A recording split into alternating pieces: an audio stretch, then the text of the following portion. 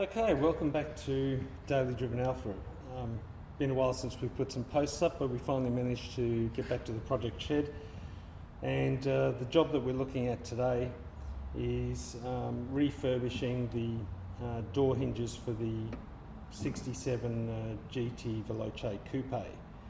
Now, you would have seen in the last post we split them apart. We talked about the condition of the hinges.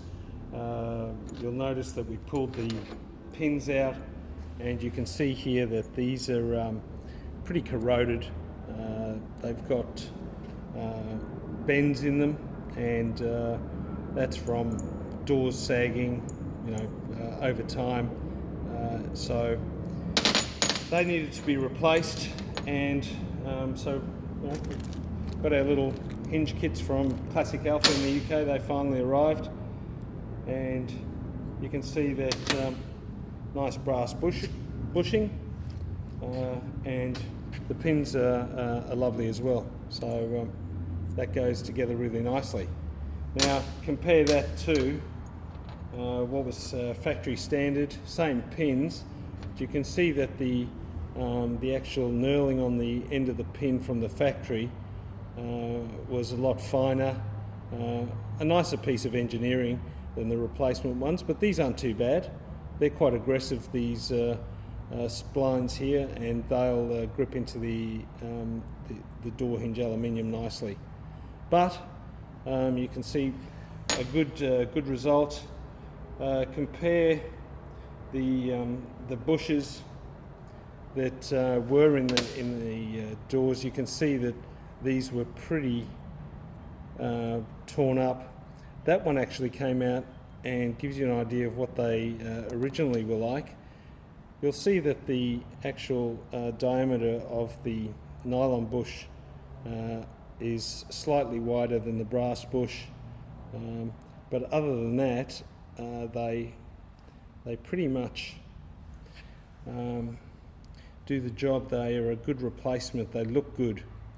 These, you'll see on some threads, they talk about being oil impregnated. These bushes aren't, but brass, being a soft metal, is quite good at, I guess, lubricating, if you like, for a better word, on these pins.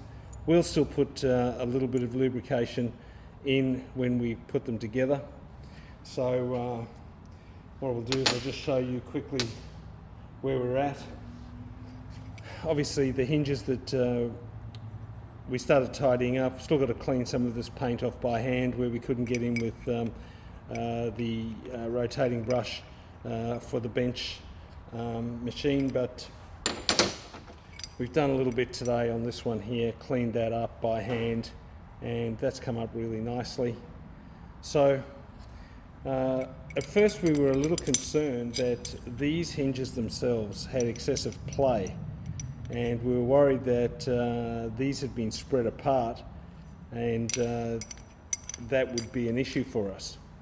But this morning, just getting these brass bushes, and I was anticipating having to press these in, but to my surprise and a little concern at first was that these just push straight in by hand. Now there's no excessive slop there or play, so that's a good thing. The next thing we had to look at was what will the fit be like, and as you can see, that fits really nicely. There's no excessive play in here, right?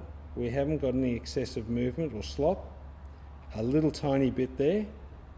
Right, so the next thing for us to look at is getting the new pin and putting that in. Now there's only one way that this is going to go in, and easy to determine, right? Not going in that way, but it does go in this way.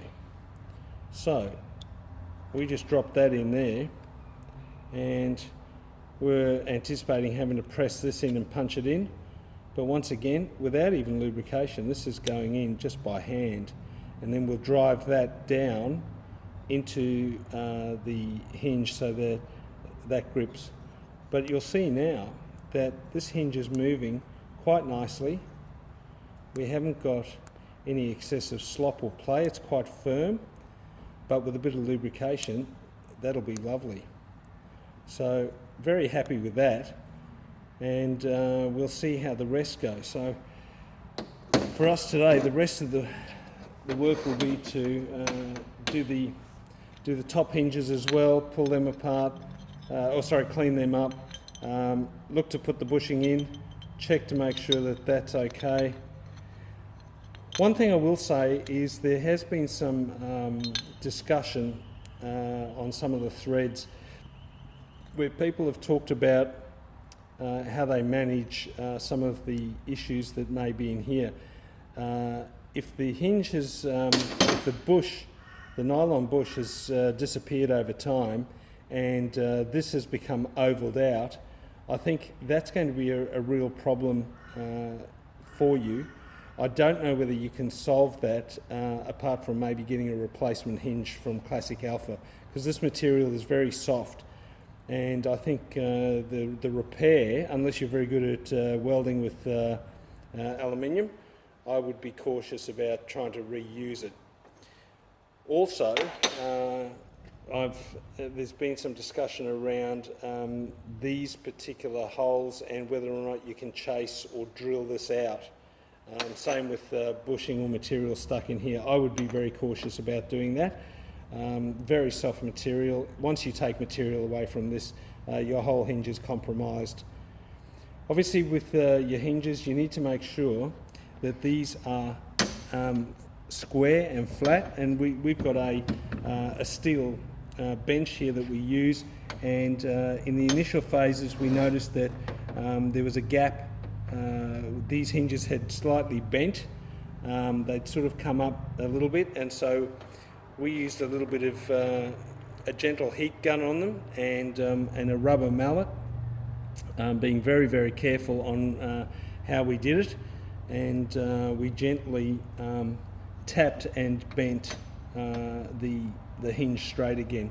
But once again, be very careful with this, because this material doesn't take kindly to being moved around with force, and you can end up snapping these very easily.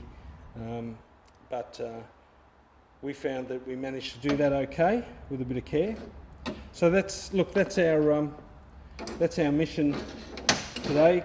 Get these done, get them cleaned up, and hopefully get them on the doors so that we can start to get the body lines lined up and do some body work. So yeah. Oh, one other thing, we're leaving these raw and we're going to polish them and seal them, and they're going to stay as a little bit of a feature on the car. We're not going to paint them as the same colour as the car. I've done that on my daily driver, and it looks great. So personal choice, up to you, but make a feature. They're actually quite a lovely piece of engineering, so why not show them off? Anyway, thanks for watching. I hope you've enjoyed this video, and if you are doing some door hinge repairs, I hope this helps. Please like, subscribe, and share this with other like-minded people, and share some of your comments on your projects, and let us know how you're going. Thanks for watching.